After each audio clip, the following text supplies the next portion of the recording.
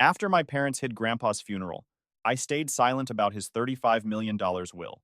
Days later, my lawyer exposed their secret plan, and everything they built fell apart. If you have ever been the invisible child, the one pushed aside while the golden child received all the love, praise, and opportunities, you probably understand the kind of pain I am talking about. You also understand that when the quiet child finally decides to fight, they have usually spent years studying every weakness on the board. The envelope arrived on a Tuesday morning.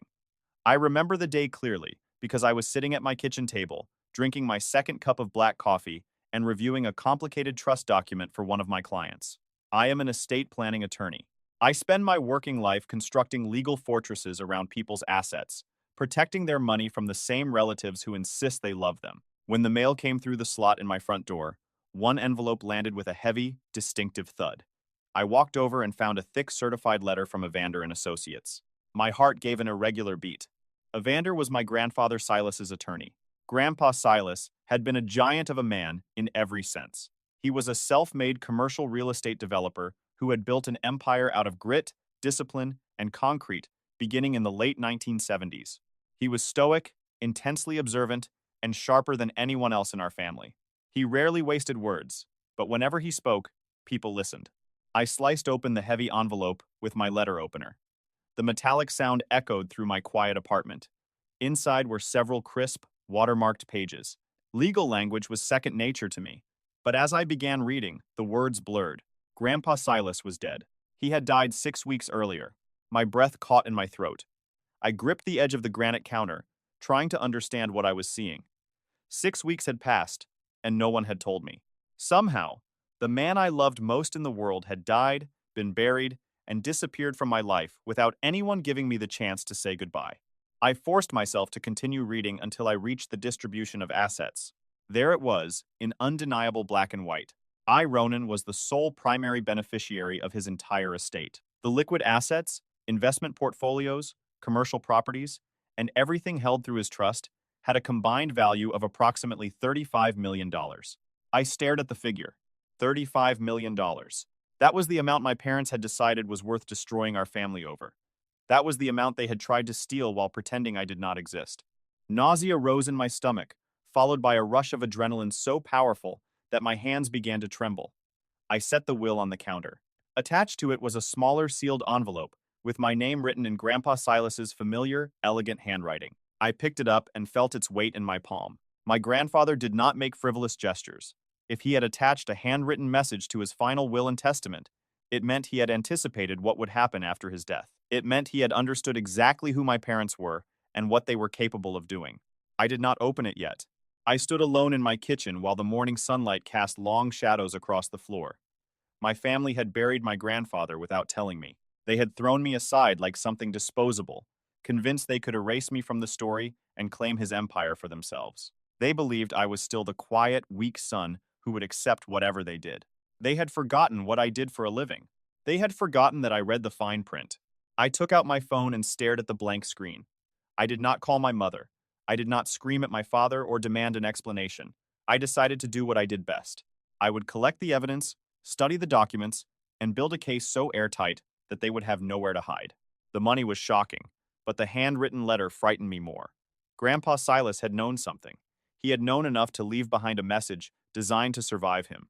To understand why my parents could hide a funeral from their own son, you have to understand the museum of my childhood. I grew up in a family where love was treated like a transaction, and I never seemed to possess the right currency. My mother, Rowena, lived for the approval of people she did not even like. Everything was about appearances. Every holiday, gift, charitable gesture, and family photograph was designed for an audience.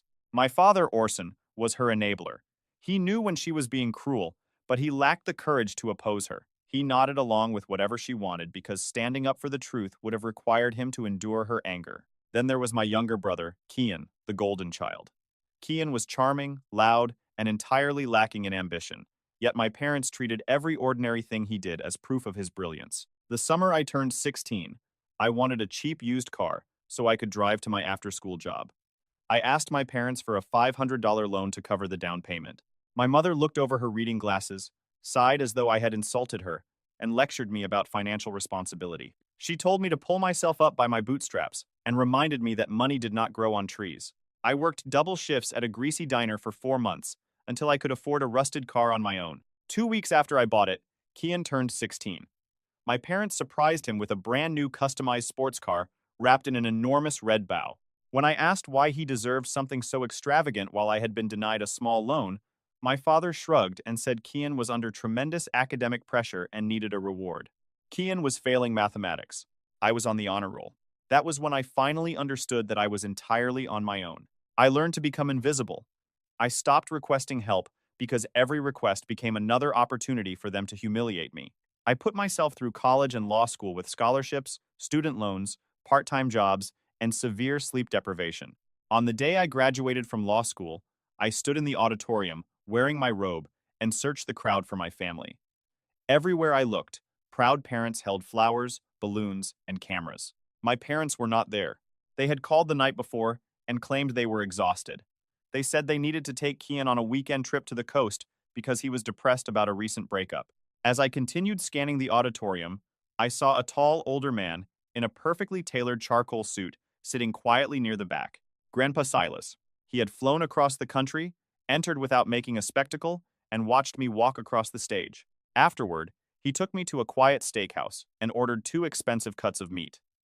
During dinner, he reached into his pocket and slid a heavy black chess piece across the table. It was a black king.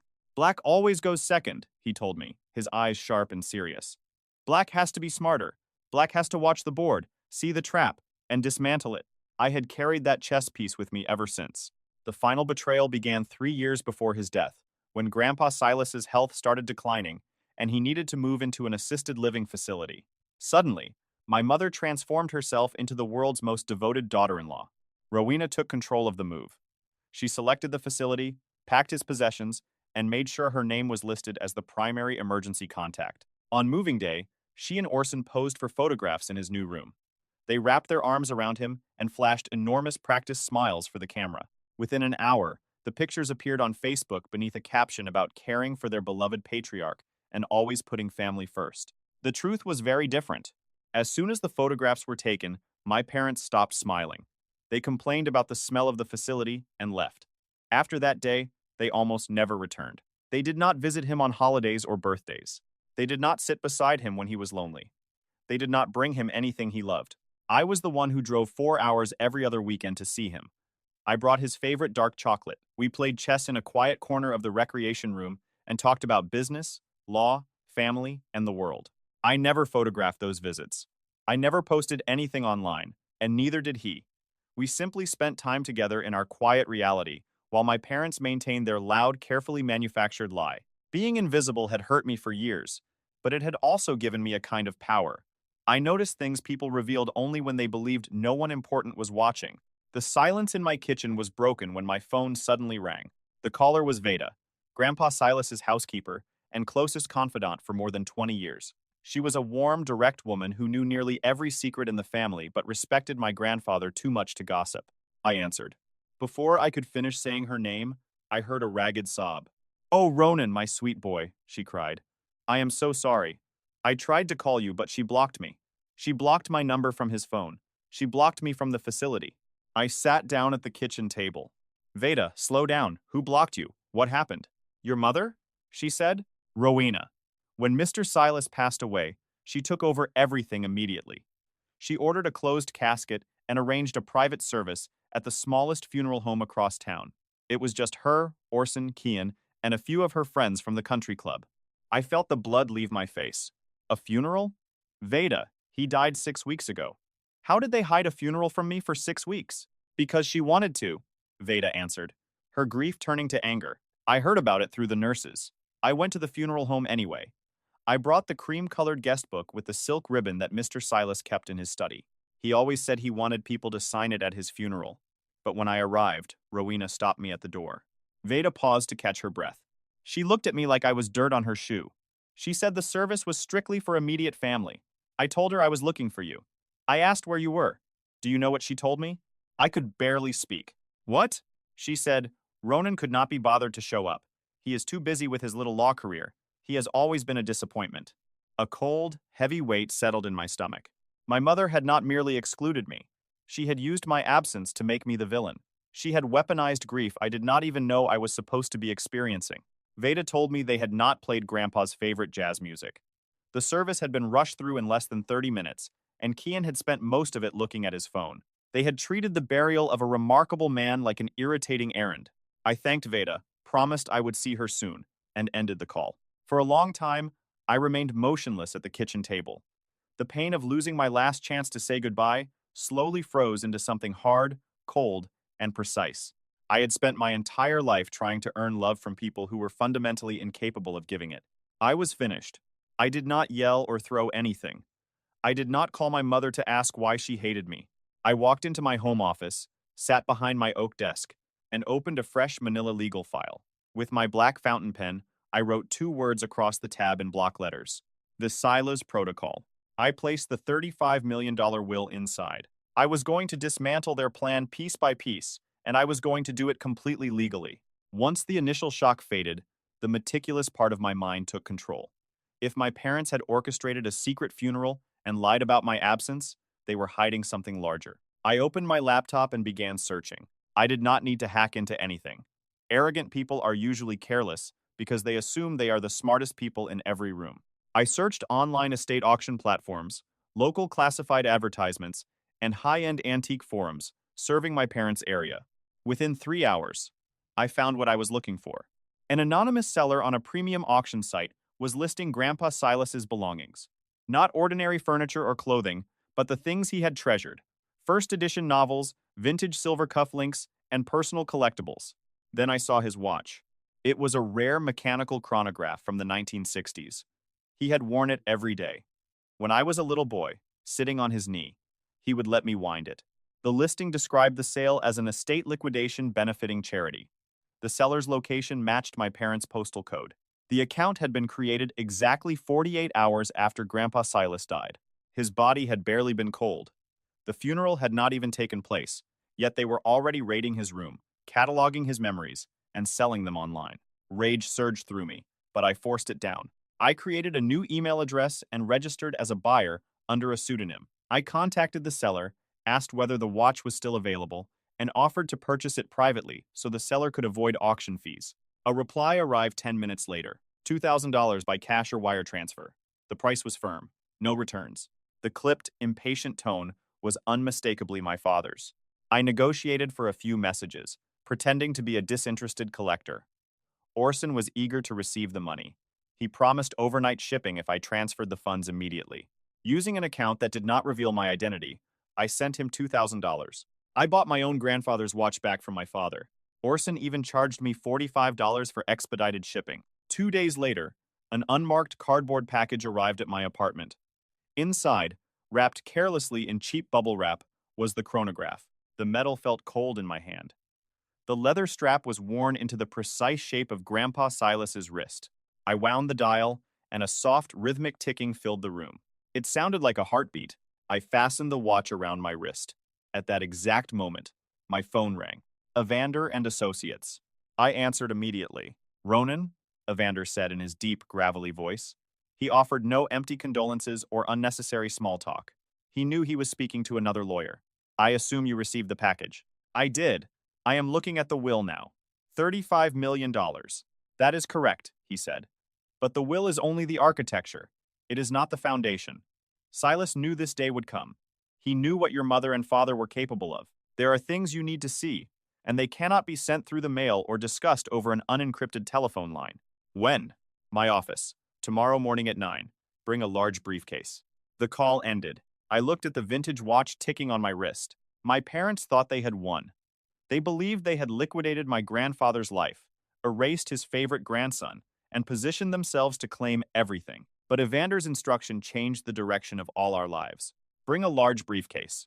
The following morning, I entered the mahogany-paneled reception area of Evander and Associates at exactly 8:55. The receptionist, an older woman with observant eyes, nodded and immediately let me through the glass doors. Evander waited in his corner office overlooking the city. He was in his late 60s, impeccably dressed, and carried himself with absolute authority. He did not rise to shake my hand. He gestured toward the leather chair across from his desk. Sit down, Ronan. Between us stood a towering stack of manila folders bound with thick rubber bands. The stack was at least 4 inches high. What is all this? Evander leaned forward and tapped the top folder. This is the Silas Protocol. Your grandfather began assembling it 3 years ago, around the same time your mother decided to portray herself as the heroic manager of his decline. He removed the rubber bands and pushed the first folder toward me. Inside was a meticulous log documenting every occasion when Rowena or Orson had contacted the assisted living facility. They had not called to ask about his health. They had repeatedly contacted the administrative and financial departments. They demanded access to his financial records, requested information about his accounts, and attempted to have themselves added as authorized signatories. Look at page 32, Evander said. I turned to it and found a formal psychiatric competency assessment. Your mother hired an aggressive private neurologist to evaluate Silas, he explained. She tried to have him declared legally incompetent. She wanted medical power of attorney and a conservatorship. Once she controlled those, she intended to drain the estate while he was still alive. My grip tightened around the document. She tried to take away his mind on paper. She tried, Evander corrected. But Silas was completely lucid. The neurologist she selected found him 100% competent, of sound mind, and fully capable of making his own medical and financial decisions. We have the doctor's sworn affidavit.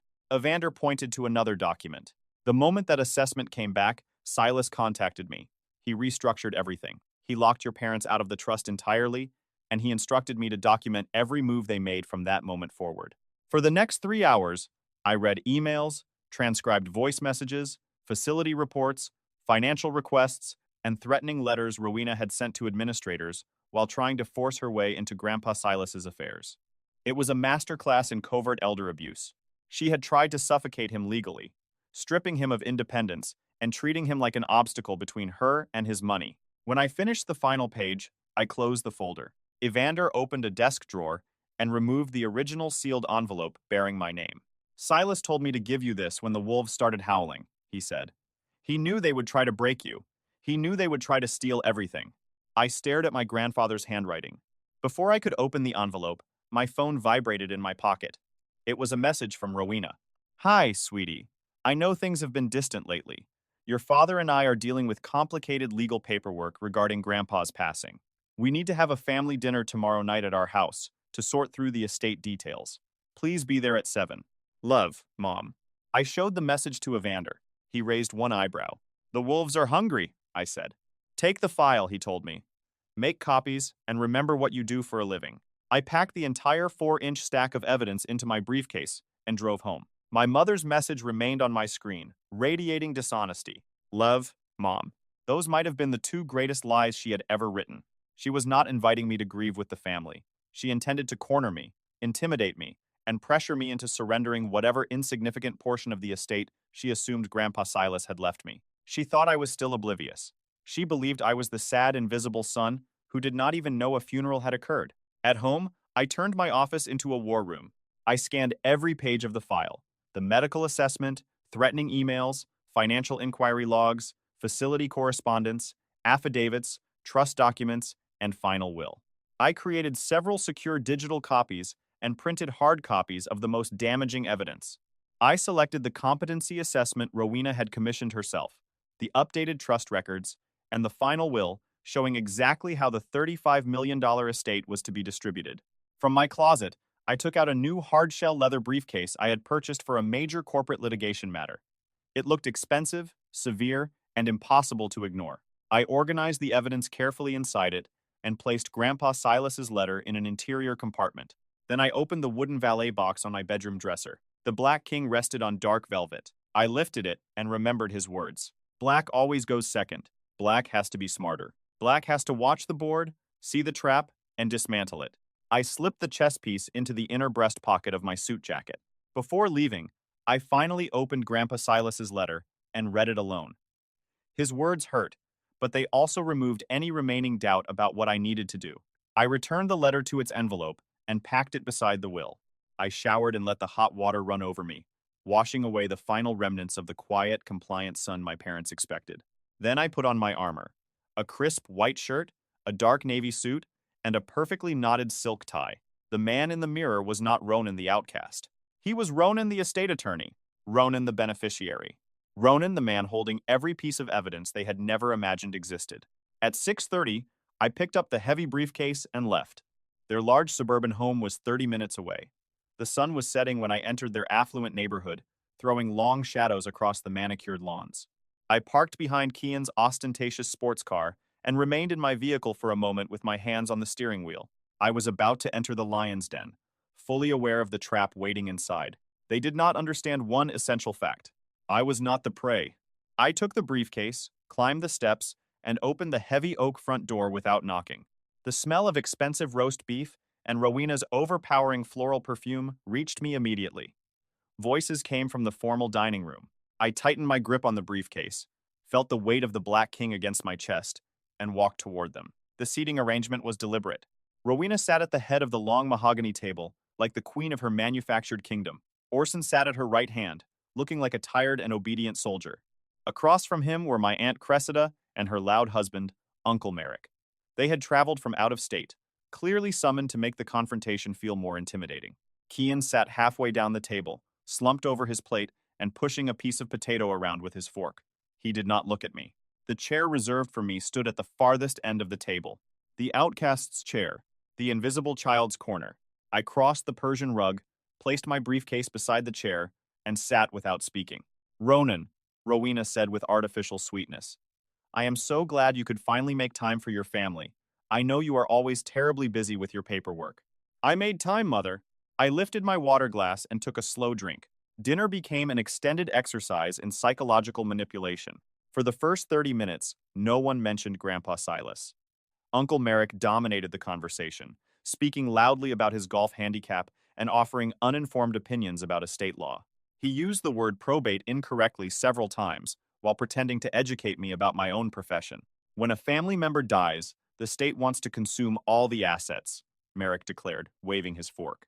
That is why the family has to stick together and keep the money where it belongs. We have to protect the legacy. You are a lawyer, Ronan. You know how those vultures operate. I am extremely familiar with how vultures operate, Uncle Merrick. He stared at me for a second, failed to recognize the insult, and returned to his roast beef. Then my mother began her performance. She placed her silverware down, sighed dramatically, and pressed 2 manicured fingers to her temple, as though overcome by a headache. The last 3 years have been exhausting, she said, looking around the table for sympathy. Taking responsibility for Silas while dealing with his cognitive decline was such a burden. He was terribly confused near the end, but Orson and I carried it because that is what family does. My father patted her hand. You did everything you could. He was not in his right mind. I continued eating. I did not argue or correct them. I allowed the silence to convince them I was intimidated. Kian sank lower in his chair. He knew they had barely visited the facility. He knew their story was false, but his silence had always been purchased through his allowance, gifts, and protection from adult responsibility. Rowena looked toward me, irritated that I was not validating her performance. It is a shame you were not around to help, she said, allowing the sweetness to fall away. We could have used your legal expertise while he was losing his grip on reality, but as usual, you were nowhere to be found. They mistook silence for weakness. They believed they had successfully painted me as the negligent grandson, while presenting themselves as devoted caregivers. I folded my napkin and waited. The catering staff cleared the plates. As soon as the dining room doors closed, the temperature of the room seemed to drop. My mother's exhausted caregiver performance disappeared. The predator underneath it emerged. She retrieved a thick stack of stapled legal papers from a folder on the sideboard and slid it the full length of the table. The document stopped in front of my empty dessert plate. What is this? I asked. Orson leaned forward. It is a renunciation of inheritance and a non-disclosure agreement. You are going to sign it now. I did not touch the papers. I asked what it is. Rowena crossed her arms. We know you were sneaking around the assisted living facility. We know you were visiting Silas behind our backs, and we know what you were doing. You manipulated a sick and vulnerable old man. Aunt Cressida joined in. It is elder abuse, Ronan. You exploited your grandfather's dementia to get his money. It is disgusting. I always knew there was something wrong with you. We have spoken to our attorneys, Rowena continued. They have prepared a petition for probate court. Unless you sign that document, waive every claim to Silas's estate, and admit that any changes to his will during the last 3 years resulted from your undue influence, we will file suit. My father pointed at me. We will destroy your reputation. You are an estate attorney. Imagine what a public accusation of elder abuse and financial manipulation will do to your career. You will be disbarred. You will lose your firm. You will have nothing. Their audacity was almost impossible to comprehend. They had abandoned Grandpa Silas. They had tried to have him placed under a conservatorship. They had sold his possessions before his funeral. They had hidden his death from me. Now they were projecting their actions onto me and using my profession as leverage. They were attempting to execute me financially and professionally so they could claim an estate they did not even understand. I looked at the document, then turned toward my brother. Did you know about this, Kian? Did you know they intended to threaten my career? Kian swallowed without making eye contact. Just sign it, Ronan. Do not create a scene. Do what they want so everyone can move on. I released a slow breath and reached down for my briefcase. I lifted it onto the mahogany table and placed it directly on top of their threatening agreement. The metal latches opened with two sharp clicks that sounded enormous in the silent room. Grandpa Silas always taught me to read the fine print, I said. He also taught me never to enter a negotiation without knowing exactly what the other person is holding. Let us examine your hand. I opened the lid. The room was quiet enough for me to hear the soft ticking of my grandfather's chronograph. I removed the first document and slid it toward Rowena. This is a letter of engagement dated 3 years ago. It proves that Grandpa Silas retained Evander and Associates as independent legal counsel, 11 days after you made yourself his emergency contact. He knew you were coming for his money, Mother. He hired a fortress to keep you away from it. Uncle Merrick scoffed. Lawyers can be manipulated by relatives. That proves nothing. I did not acknowledge him. I removed the psychiatric assessment and placed it in front of Orson. This is a comprehensive competency evaluation. A licensed neurologist stated under oath that Silas possessed full cognitive capacity and was entirely capable of making his own financial and medical decisions. I looked directly at my mother. Do you recognize the letterhead? You should. You paid for the assessment. You commissioned it because you hoped the doctor would declare him incompetent.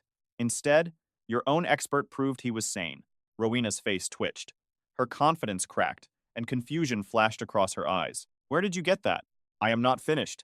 I removed the watermarked trust documents and the finalized will. This is the legally binding final will and testament of Silas Calloway. It was drafted through independent counsel, witnessed by 2 independent paralegals, and signed while he was fully competent. I placed it heavily in the center of the table. The liquid assets, investment accounts, and commercial real estate portfolio have a combined value of approximately $35 million. A collective gasp swept through the room. Cressida recoiled. Merrick's mouth fell open. $35 million hung between us like a suspended blade. Silas left precise instructions regarding the distribution. I continued. To his son, Orson, and his devoted daughter-in-law, Rowena, he left exactly $500 each. My father's face darkened to a frightening shade of purple. The will explains that $500 should be enough to purchase a lesson in humility, although he doubted either of you would learn it. Orson opened his mouth, but only a strangled sound emerged. The remaining $34,999,000 was placed in a secure trust. I am the sole beneficiary. Rowena slammed both hands onto the table and shot out of her chair. That is a lie, she screamed. He would never do that. You manipulated him. We will sue you until you are homeless. I will see you imprisoned. I reached into my jacket, removed the Black King, and set it gently on top of the legal documents. Beside it, I placed Grandpa Silas's opened envelope. He always played black, I said. I unfolded his notarized handwritten letter. He left this attached to the will because he wanted his intentions to be impossible to misunderstand. Then I read the final paragraph aloud. I have watched my daughter-in-law manage my care the way someone manages a property they intend to sell not with love, but with a cold and calculated plan to strip it for parts. I am not confused about the difference. I leave my empire to the only person in this family who appeared when the cameras were off, and the only person who always read the fine print. I lowered the letter. The silence was absolute. Rowena began hyperventilating. She gripped the table so hard, her knuckles turned white. Every trace of color disappeared from her face, making her appear hollow and suddenly much older. Her lips moved, but no coherent words came out. Orson collapsed backward into his chair, covered his face, and released a low groan. The realization that they had exchanged a $35 million estate for $500 each was suffocating them.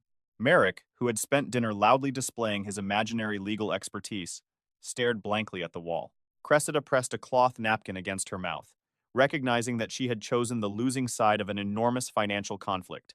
Then, a jagged sob broke the silence. Kian had buried his face in his arms.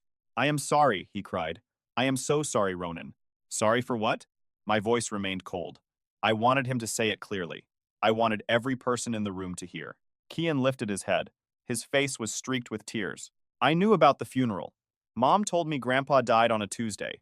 She said we had to hide it from you because you would interfere with the estate. She promised that if I kept quiet and attended the private service, she would buy me a new condominium downtown after the money cleared." He covered his face again. "I wanted the condo.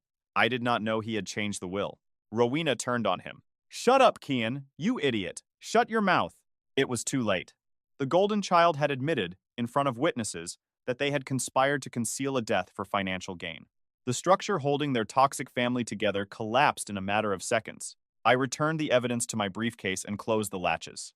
For the first time in my life, I was not the invisible child sitting in the distant corner. I held the documents, the truth, and all the power they had assumed belonged to them. "Listen carefully," I said. "This is the last time any of you will speak to me. Any telephone call will be documented as harassment. If you appear at my apartment or law office, I will have you removed for trespassing. If you file the fraudulent lawsuit you have threatened against my professional license, I will countersue for defamation, intentional infliction of emotional distress, and conspiracy to commit fraud." I looked at Rowena. Mascara had begun running down her cheeks. "You wanted to erase me from this family. Congratulations, you succeeded. Enjoy your $500. I turned and left the dining room. I walked along the grand hallway, opened the front door, and stepped into the cool night air without looking back. My hands remained steady as I placed the briefcase on the passenger seat and drove away. The weight I had carried in my chest for 3 decades was gone. For the first time, I felt light. I also knew my parents would not surrender quietly.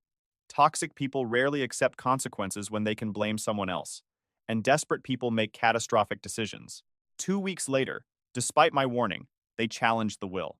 Rowena could not accept that the son she had dismissed had outmaneuvered her. She and Orson took out a massive second mortgage on their suburban home to hire an aggressive, overpriced litigation attorney who promised he could break the trust. They filed a formal probate contest, accusing me of undue influence, and demanded the immediate suspension of the will. They expected to drown me in legal expenses. They assumed courtroom pressure would make me surrender and offer them a multi-million-dollar settlement just to end the conflict. They had forgotten that the courtroom was my arena. The hearing occurred on a rainy Tuesday morning in late October. The courtroom was large and intimidating, with the faint smell of floor wax and old paper. Rowena and Orson sat at the plaintiff's table, looking exhausted and frantic. Their expensive attorney shuffled documents aggressively, trying to appear imposing. I sat alone at the defense table. I had not retained outside counsel. I represented myself. I opened my black briefcase and arranged my folders in precise order. Judge Harrison, a no-nonsense woman with 30 years of experience on the bench, entered and called the court to order. She examined the enormous stack of papers submitted by my parents' attorney. It was filled with speculation, emotional accusations, and almost no factual support. Then she looked at me. "Mr. Calloway, you are representing yourself?" "Yes, Your Honor. I have submitted a motion for summary dismissal, together with a 4-inch evidentiary file marked as Exhibit A." For 15 minutes, Judge Harrison read. Rain tapped rhythmically against the tall courtroom windows. I watched her eyes move across the competency assessment my mother had paid for. Her eyebrows lifted when she reached Evander's sworn affidavit. Her jaw tightened when she read Grandpa Silas's notarized letter. Finally, she placed the documents down and removed her glasses. She turned toward my parents' attorney. "Counselor, your clients allege undue influence by the defendant. Yet the evidence establishes that your clients themselves initiated a medical competency assessment that found the testator entirely sound of mind. Furthermore, the testator retained independent legal counsel specifically to insulate himself from your client's documented and aggressive attempts to gain access to his finances." Their attorney began to object. Judge Harrison raised one hand and silenced him. "This is not a legitimate legal dispute. It is a malicious and frivolous attempt to circumvent the clear, binding, and extensively documented intent of a man who understood exactly what he was doing. The testator's capacity and intent are not reasonably disputable. The petition is denied, and the case is dismissed with prejudice." Her gavel struck the block. The sound echoed through the courtroom. It was over in 15 minutes. I packed my briefcase and walked down the center aisle. As I passed my parents, Orson stared at the floor. He finally understood that the enormous second mortgage they had taken out to file a suit had become a debt they could not escape. Rowena looked at me with red, hollow eyes. There was no empire waiting for her. There was no victory, no money to fund the golden child, and no dignity left to protect. They had nearly bankrupted themselves attempting to steal something that had never belonged to them. I walked through the courtroom's heavy doors and entered the brightly lit hallway. I no longer felt angry or vindictive. I felt peace. After their petition was dismissed, the estate settled without further difficulty. The $35 million transferred into secure accounts under my control. The money itself had never been the true point. It was the mechanism Grandpa Silas had used to deliver his final verdict about who each of us had chosen to become. I did not purchase a fleet of sports cars or an enormous mansion. I stayed in my apartment, continued practicing law, and found comfort in the same quiet routine I had always preferred. But I made three significant financial decisions. First, I purchased a beautiful parcel of land in Virginia that Grandpa Silas had always loved. When I was a boy, he took me there to watch horses run across the fields. I did not keep the property. I transferred the deed, free and clear, to Veda. When I called and told her she owned the land, she cried so hard that she dropped the phone. It was the only moment during the entire ordeal when I had to cover my mouth to contain my own sob. Veda had shown up for Grandpa Silas when no one else did. Now she would always have a home and would never again need to worry about where she would live. Second, I established an endowment at the law school where Grandpa Silas had watched me graduate.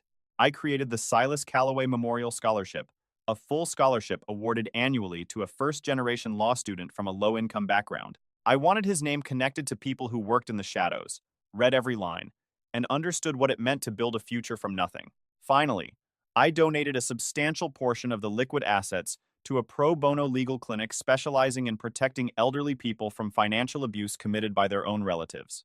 I had learned how terrifying it could be when a vulnerable person, without legal protection, faced a toxic family with a plan. As for my parents, I never spoke to them again. Through other people, I eventually learned that the second mortgage and legal bills forced them to sell their suburban home. They moved into a small apartment in another city. Without his endless allowance, Kian was forced to find a real job waiting tables. They began living the same kind of difficult life they had once mocked me for enduring. I often sit in my office now, with the city lights visible outside the windows. Grandpa Silas's chronograph ticks softly on my wrist. The Black King rests beneath the reading lamp at the corner of my oak desk. I look at it whenever a client tries to explain away a relative's toxic behavior, or whenever someone claims a legal document does not mean exactly what it says. Calm is not the same as weakness. My family confused the two for my entire life. They mistook silence for compliance. They interpreted my absence from their loud performances as indifference. Because I did not scream, they assumed I would never fight. Grandpa Silas never made that mistake. He understood that quiet people are often watching every move on the board. Some people have told me I was too cold. They argue that I should have paid my parents' legal debts or purchased them a smaller home simply because we share blood. They insist that family remains family regardless of how toxic it becomes. But after they concealed Grandpa Silas's funeral, sold his memories, tried to strip him of his independence, and threatened to destroy my career, I could not rescue them from the consequences they had created. They made their choices while believing I was too weak to respond. They forgot that Black always goes second. Black watches the board. Black sees the trap. And Black dismantles it.